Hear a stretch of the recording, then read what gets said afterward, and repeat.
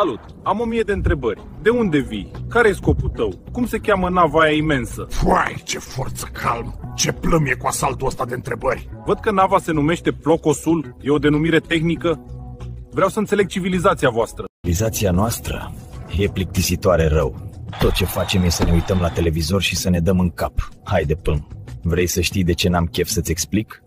Da, chiar vreau. E un moment istoric. Dragă măsă, am o problemă nasoală. Mi-a căzut telecomanda sub scaun și nu pot să ajung la ea. Căcămaș pe butoanele ei, așa că lasă-mă cu momentul istoric. Versa galaxii întregi ca să te plângi de o telecomandă? Da, căcămaș în tortul tău de revelion. Tu, dă-i un pic cu piciorul scaunului, ăluia poate se mișcă. Ajută-mă, coaie, că mă fute telecomanda. Nu, dacă mă rogi așa frumos, hai. Serios, am pierdut coaie la păcănele. Mai am 700 de unități spațiale.